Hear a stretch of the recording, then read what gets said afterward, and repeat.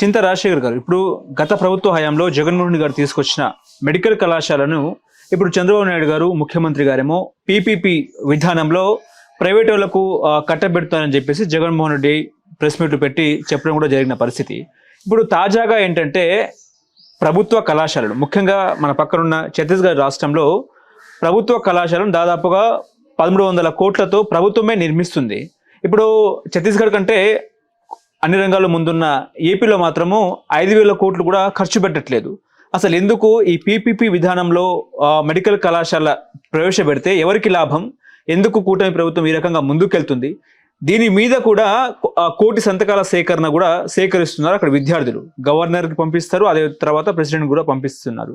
So అది పక్కన పెడితే ఏంటి సార్ పీపీపీ గురించి మీరేం చెప్తారు?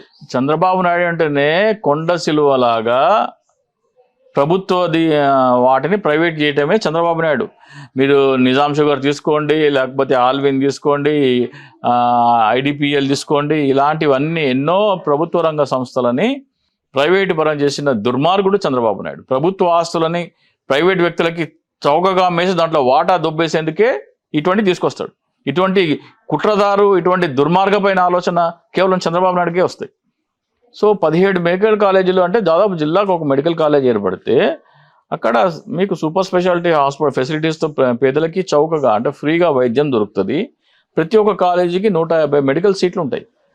అంటే మీరు ఒక పేద విద్యార్థి ర్యాంక్ వస్తే 2-3 లక్షల్లో మెడిసిన్ చదవచ్చు. కానీ ఇప్పుడు ప్రైవేట్ పరం చేస్తే ఆ సీట్లన్నీ ప్రైవేట్ పరం అయిపోతాయి.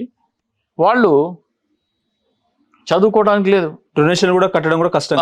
ఎక్కడ తెచ్చి కడతారు? కోట్లు ఎవరి దగ్గర ఉన్నాయి? తన సామాజిక వర్గం దగ్గర, తన అన్నయ్యల దగ్గర ఉన్నాయి.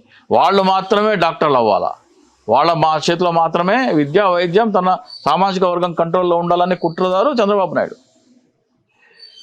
బీసీ, ఎస్సీ, మైనారిటీలు, కాపుల పిల్లలు, పేదోళ్ళు వీళ్ళు చదువుకోకూడదు.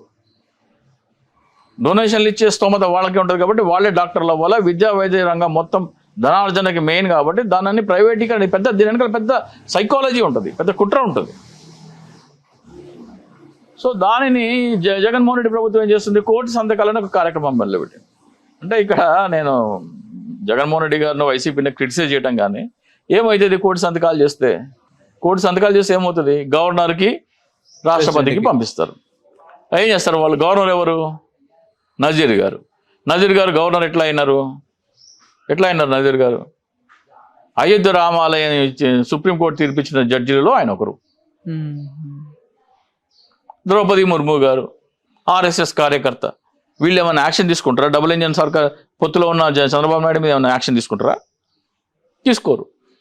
ఈ కోటి సంతకాలు చేసే బదులు 1 మిలియన్ లెటర్లు సుప్రీంకోర్టు ప్రధాన న్యాయమూర్తి గారికి రాస్తే ఫలితం ఉంటుంది. కోటి సంతకాలు తీసుకెళ్తే డైరెక్ట్ డస్ట్బిన్లో పోతాయి. అవి చదవని కూడా చదవరు. ఫోటోలు ఇస్తారు, మేము చేసినామన్నట్టు వీళ్ళు చెప్పుకుంటారు, వాళ్ళు ఫోటోలు ఇచ్చినట్టు వాళ్ళు చెప్పుకుంటారు తప్ప దానివల్ల వెంట్రుకంత ప్రయోజనం కూడా ఉండదు. దాని బదులు దీంట్లో అవినీతి కోణం మీద సిబిఐ ఎంక్వైరీ వేయండి అని 10 లక్షల మంది మీరు కార్యకర్తలకు ఇవ్వండి. కోటి సంతకాలు చేసే బదులు 10 లక్షల సంతకాలు ఇవి చేయండి.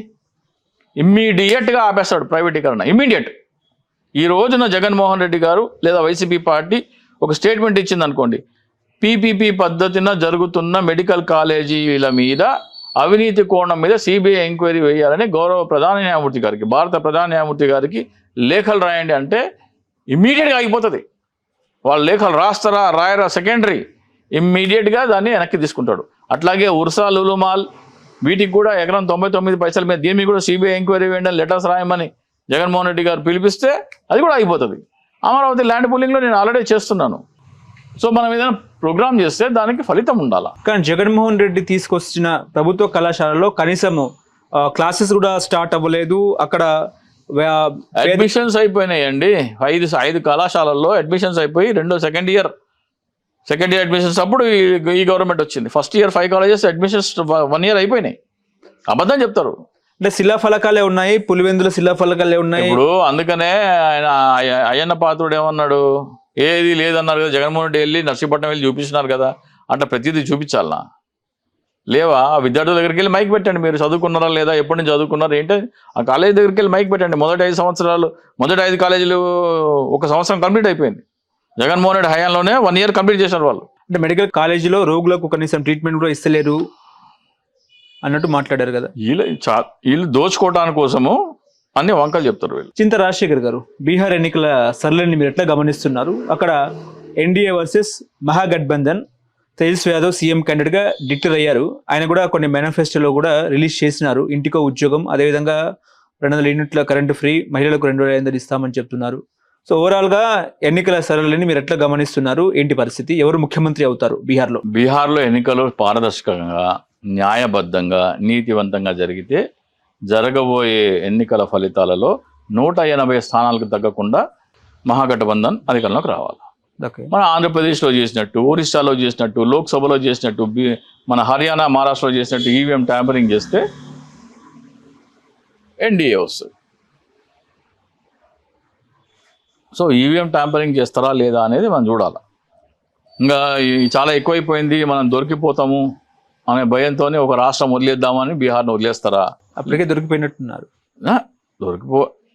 ఇక లేదు కాదు, దొరికితే దొరికాము, అయితే ఏం చూసుకుందామని, బీహార్ పోతే ప్రధానమంత్రి ప్రతిష్ట మసకబారుతుందని మళ్ళీ ఇక్కడ కూడా చేసిన నీచ నికృష్టమైన రాజ్యాంగాన్ని కూని చేసే పనులకు పాల్పడతారా అనేది చూడాలి. మనం ఒక రాష్ట్రాన్ని వదిలేస్తారేమో, ఏమైతే ఒక రాష్ట్రాన్ని వదిలేస్తారు, మోస్ట్లీ అదే చేయొచ్చు.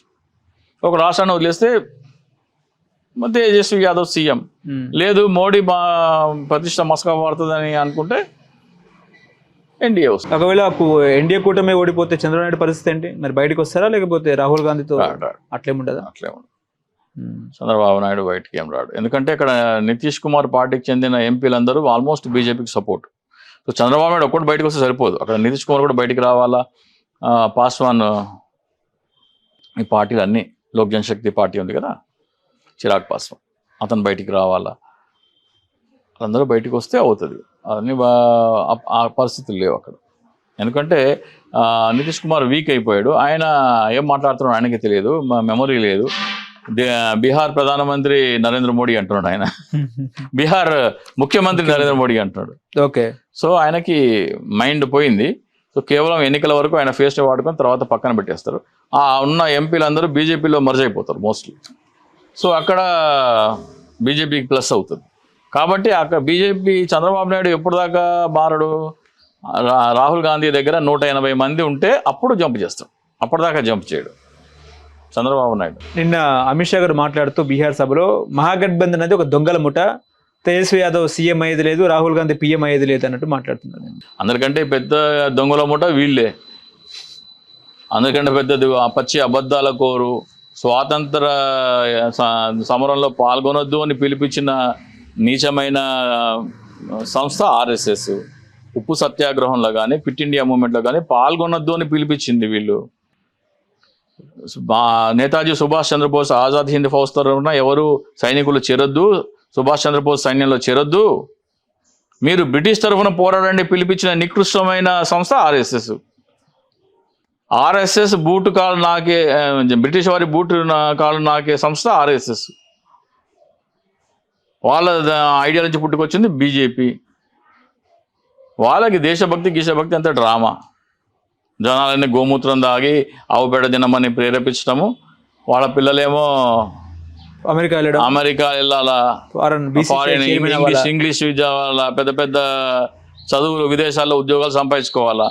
ఈ మామూలు వీళ్ళేమో సనాతని అని, హిందుత్వం అని, దేవుడు దయ్యము పూజలు పునస్కారాలని దీంట్లో పెట్టాలా. వాళ్ళ కొడుకులేమో మంచిగా ఇప్పుడు శాస్త్రాలలోనే అన్నీ ఉన్నాయి, శాస్త్రాలనే ఉన్నాయి అంటారు అందరూ.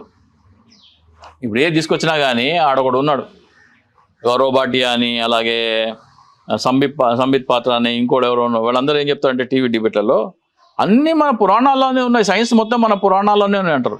ఈ నా కొడుకుల పిల్లలు ఉంటారు కదా, వాళ్ళు పరీక్షల్లో ఎగ్జామ్ రాస్తారు కదా, అదే రాయమనండి. పురాణాల్లో ఉన్న ఇదే ఉంది కాబట్టి ఇదే అని రాయమనండి. వాళ్ళు పాస్ గారు. వాళ్ళు పాస్ కాకపోతే విదేశాలకి ఉద్యోగాలు రావు, విదేశాల్లోకి వెళ్ళడానికి లేదు, అవకాశం ఉండదు. నా కొడుకులేమో అన్ని సైన్సే రాస్తారు, అమెరికన్ సిలబస్ చదువుతారు సార్. అమెరికన్ సిలబస్ చదువుతారు, మొత్తం చదువుతారు. మామూలు ప్రజలకేమో శాస్త్రాలు పురాణాలని అంటగడతారు. పచ్చి లుచ్చా సంస్థలు వీళ్ళు. దేశాన్ని 100 సంవత్సరాల వెనుకకు తీసుకుపోయింది భారతీయ జనతా పార్టీ. 11 సంవత్సరాల పాలనలో 100 సంవత్సరాల వెనుకపోయింది భారతదేశం. జనసూరజ్ అధినేత ప్రశాంత్ కిషోర్ పాత్ర ఎలా ఉంటుంది బీహార్లో? 0 పెద్ద 2% కంటే ఎక్కువ ఉంటారు. ఎవరు వదిలిన బాణం ప్రశాంత్ కిషోర్? మోడీ మోదీ ఓట్లు చీల్చడానికి. కానీ ప్రజలు అలా అర్థమైపోయింది. అటు ప్రశాంత్ కిషోర్ కానీ ఇటు అసదుద్దీన్ ఓవైసీ కానీ పెద్దగా ఓట్లు చీల్చలేరు ఈసారి. కష్టం. ప్రజలకు అర్థమైపోయినట్టు. అర్థమైంది. నెక్స్ట్ ఒకవేళ సినారియో ఎట్లా ఉంటుంది బీహార్లో? ఒకవేళ మహాగఠబంధన్ వస్తే దేశవ్యాప్తంగా ఎటువంటి సినారియో క్రియేట్ అవుతుంది? దేశవ్యాప్తంగా ఒక ఆలోచనలో మార్పు వచ్చినట్టు కనబడుతుంది మనకి. రాబోయే తమిళనాడు, పశ్చిమ బెంగాల్, గుజరాత్ ఎన్నికల్లో మార్పు కనపడుతుంది మనకి. ఓకే. ఒక దేశం బీజేపీని వదిలించుకొని ఆ చీడ పురుగులని తరిమేసే దిశగా ఒక కొత్త అడుగు పడిందని మనం భావించవచ్చు.